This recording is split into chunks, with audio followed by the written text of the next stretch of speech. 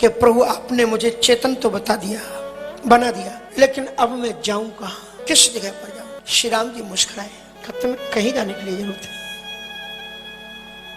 तुम्हारे पति लोग को जाओ। का मेरे पति का वो दिन का चेहरा मुझे याद है कि उनके आंखों से अग्नि के अंगारे झड़ रहे थे। कहा देवी तुम्हारे पति यहाँ आए हुए हैं, क्योंकि अहल्या के उद्धार के लिए जब खुद राम आ गए तो ऋषि मुनियों की भीड़ लग गई वहां पर, और उन्हीं ऋषि मुनियों के बीच में एक तेज पुंज ऋषि आंसू बहा रहा है। श्री राम जी अंदर घुसे और उस ऋषि के हाथ को पकड़ करके लाए। वो गौतम ऋषि थे। गौतम ऋषि से उन्होंने कहा कि महाराज, दुनिया में कोई माई का लाल अपनी छाती पर हाथ रख करके देखे और कहे कि मैंने जीवन में कोई गलती नहीं की। इस दुनिया में ऐसा कोई भी इंसान नहीं है जिससे जाने अनजाने में कोई गलती ना बन जाती हो,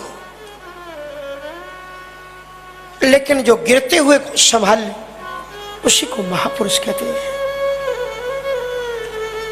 कि दुनिया में ईश्वर के अतिरिक्त ऐसा कोई नहीं है जिसमें जाने अनजाने में कोई गलती ना हुई हो।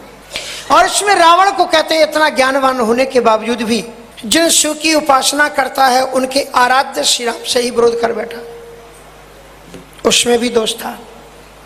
दूसरा उदाहरण धर्मराज युधिष्ठिर का है। वे साक्षात धर्म के अवतार है। जीवन में कभी असत्य बोलते नहीं, वो जुआ खेलते थे और उन्हें यह भी ज्ञान नहीं रहा कि पत्नी धर्म पत्नी होती है, वो कोई उपकरण नहीं है जिसे तुम दाव पर लगा दो, और वो जुए पर खेल बैठे।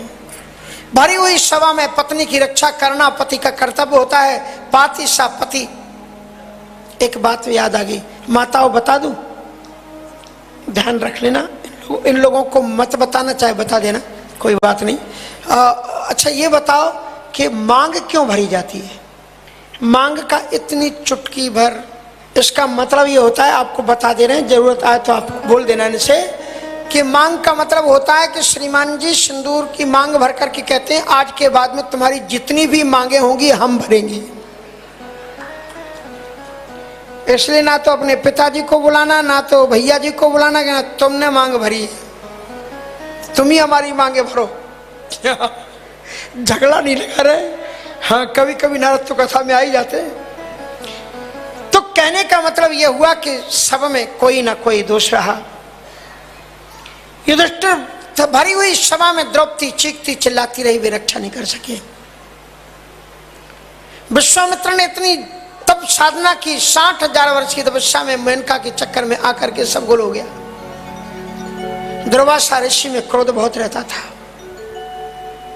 इसलिए भगवान श्री राम जी ने गौतम ऋषि से कहा कि महाराज जाने अनजाने में गलतियां तो सबसे होती हैं, जो गिर करके संभल जाए उसे इंसान कहते हैं, इसलिए आप उनको स्वीकार करो।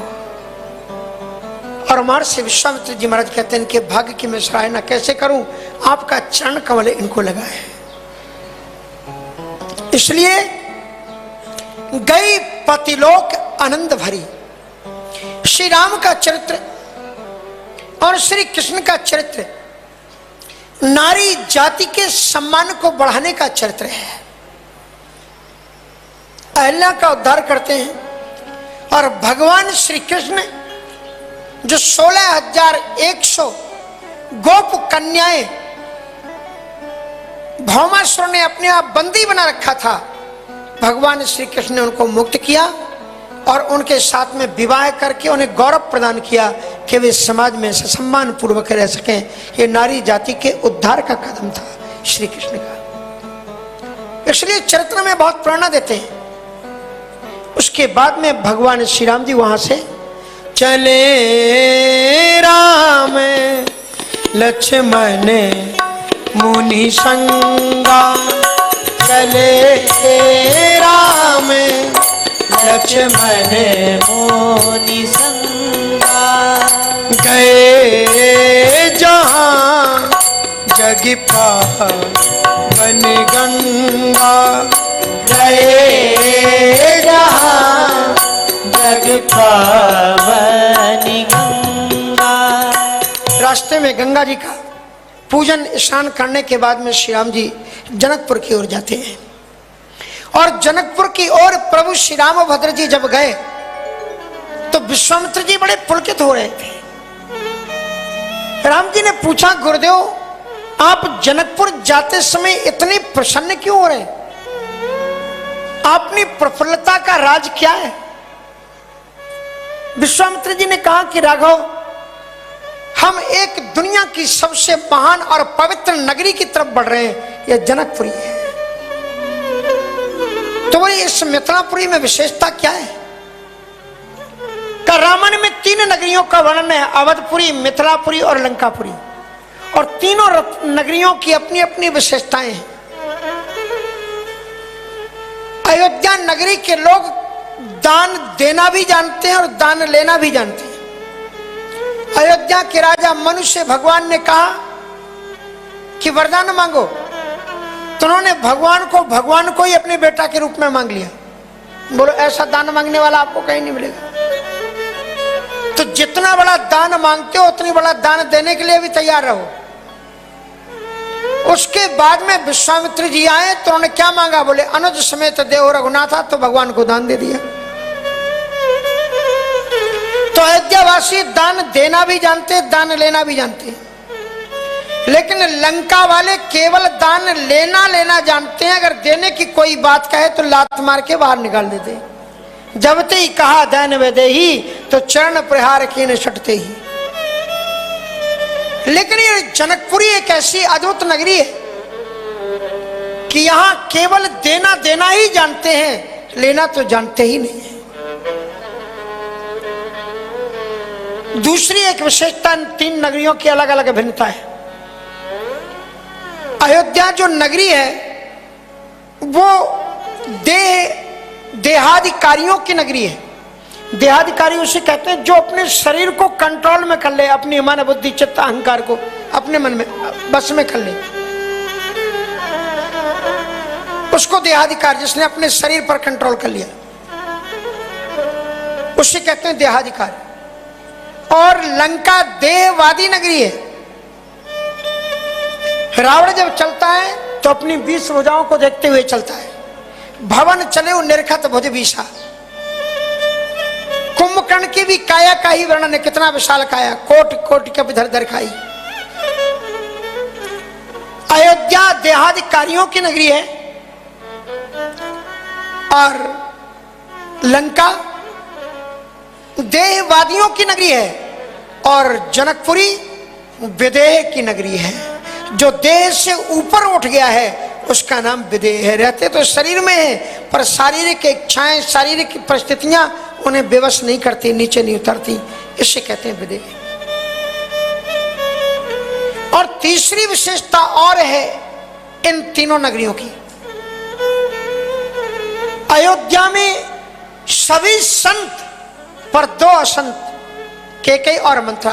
यद्यपि केकई मंथरा भी बड़े महान थे, आगे अगर आ गया विषय तो आपको बताएंगे।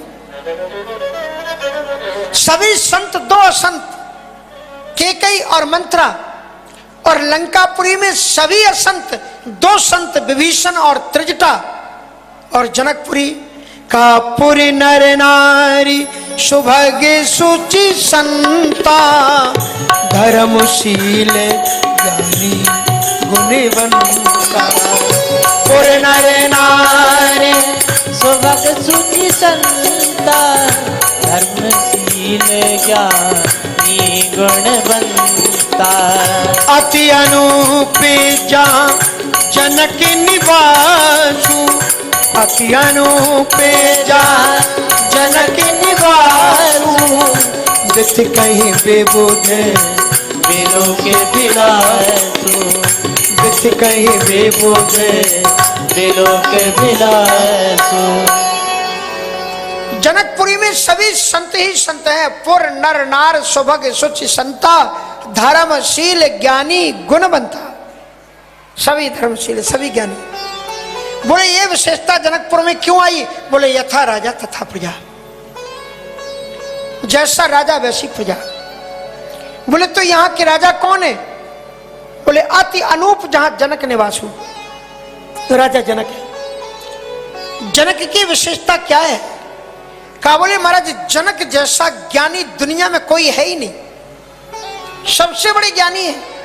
इतने बड़े ज्ञानी हैं कि रामायण में लिखते हैं कि जासु ज्ञान रवि बावनिशि नासा।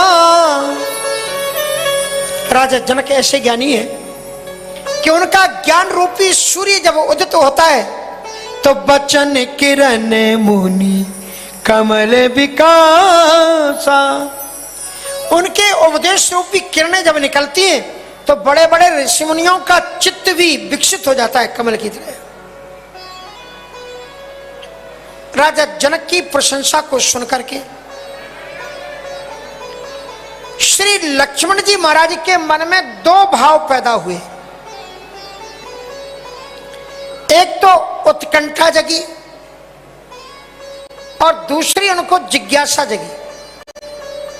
एक उत्कंठा और दूसरी जिज्ञासा। उत्कंठा मानी क्या होता है? उनको देखने की चाव जगा कि जो दुनिया में सबसे बड़ा ज्ञानी है उससे मैं कितने जल्दी देखूं। दर्शन करने की उत्कंठा पैदा हुई लक्ष्मण जी के मन में। और दूसरी उनके मन में जिज्ञासा, कुछ जानने की इच्छा करना जिज्ञासा है। बोलिए राजा जनक दुनिया के सबसे बड़े ज्ञानी है, तो जरा मैं देखूं तो सही ये सच्चे ज्ञानी हैं कि नहीं है।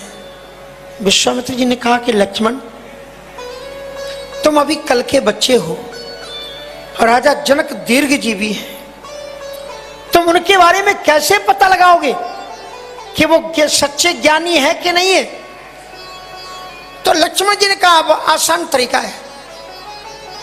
जैसे कि कोई आपको सोने का कोई आभूषण, सोने की कोई वस्तु दे दे, तो आप कैसे पता लगाते हो कि ये सोने का है कि नहीं है? क्या तरीका है?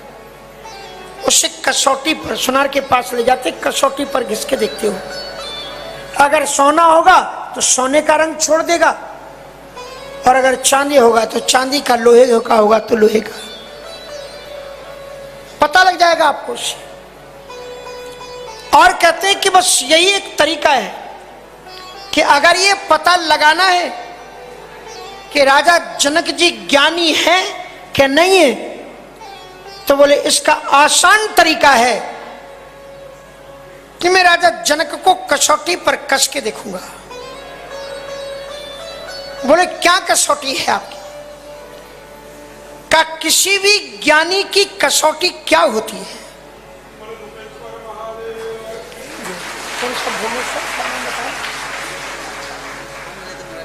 हाँ जी, घुमेश्वर महादेव मंदिर, ग्राम पवाया, पवाया ना? तो आप तो फिर खूब पवाते होंगे लोगों को। हमारे यहाँ संतों में पवाना मानी भंडारा कराना। कितने अच्छे अच्छे गांव हैं। तो पवाया का मतलब यह है कि जिसने खूब पवाया वो पवाया आया। हाँ,